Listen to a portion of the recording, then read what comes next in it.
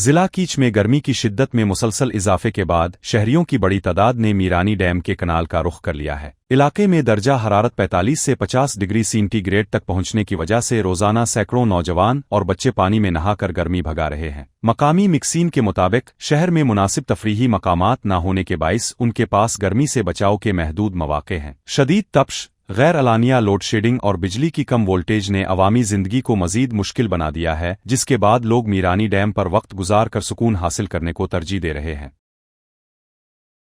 Baloch wire پر خبر شائع ہونے کے بعد ضلعی انتظامیہ کچھی فوری حرکت میں آ گئی ہے۔ ڈپٹی کمشنر کچھی کی سخت ہدایت پر دھاڑر کے واحد پبلک پارک میں صفائی اور ستھرائی کا کام ہنگامی بنیادوں پر شروع کر دیا گیا ہے۔ واضح رہے کہ یہ پارک طویل عرصے سے گندگی اور خودرو جھاڑیوں کی بھرمار کے باعث شدید ویرانی کا منظر پیش کر رہا تھا۔ عوامی مسائل کو اجاگر کرنے والی اس خبر کے سامنے آتے ہی انتظامیہ نے عملے کو صفائی اور جھاڑیوں کی کٹائی کے احکامات جاری کیے۔ شہریوں نے اس بروقت کارروائی پر انتظامیہ کا شکریہ ادا کرتے ہوئے پارک کی مستقل دیکھ بھال کا مطالبہ کیا ہے۔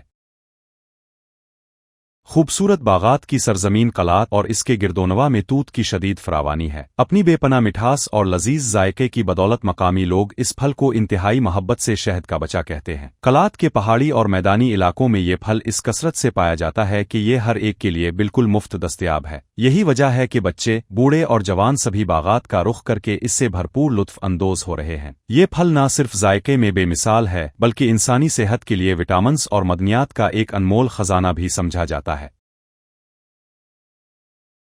نوشکی میونسپل کمیٹی کے سابق چیئرمین سردار منظور احمد پرکانی کی جانب سے امین الدین روڈ پر تعمیر کرایا گیا مانیامنٹ گزشتہ 3 سال سے غیر فعال پڑا ہے۔ لاکھوں روپے کی لاگت سے بنے اس تفریحی مقام میں نصب 3 آبشاریں اور خوبصورت لائٹس شہر کی رونق بڑھانے اور بچوں کی تفریح کا بڑا ذریعہ تھیں۔ تاہم میونسپل کمیٹی حکام کی عدم توجہی کے باعث یہ منصوبہ اب معمولی فنی خرابی کی وجہ سے بند پڑا ہے۔ نوشکی کے عوامی حلقوں نے commissioner Rakhshan division, commandant Noshki militia اور ڈپٹی کمشنر سے مطالبہ کیا ہے کہ شہر کی خوبصورتی کو بحال کرنے اور اس فلاحی منصوبے کو فعال بنانے کے لیے فوری اور ترجیحی اقدامات کیے جائیں۔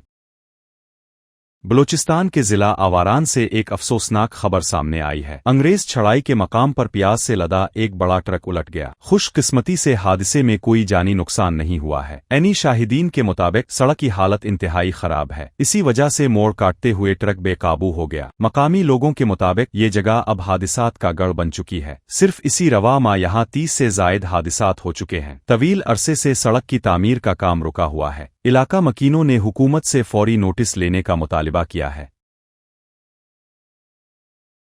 بلوچستان کے تاریخی شہر خاران سے ایک مثبت خبر سامنے آئی ہے۔ گورنمنٹ ہائی سکول قلعہ خاران کی عصر نو تعمیر کا کام شروع ہو گیا ہے۔ اس منصوبے پر 2 کروڑ روپے کی خطیر رقم خرچ کی جا رہی ہے۔ صوبائی وزیر خزانہ میر شعیب نوشیروانی کی تجویز پر یہ کام جاری ہے۔ محکمہ لوکل گورنمنٹ اس اہم منصوبے کی نگرانی کر رہا ہے۔ سکول کی مرمت اور رنگ و روغن کا کام تیزی سے جاری ہے۔ صحن میں خوبصورت ٹف ٹائلز اور ماربلز لگائے جا رہے ہیں۔ یہ سکول خاران میں ایک تاریخی حیثیت رکھتا ہے۔ یہاں کے پڑھے ہوئے طلباء ملک کے اعلیٰ عہدوں پر فائز ہیں۔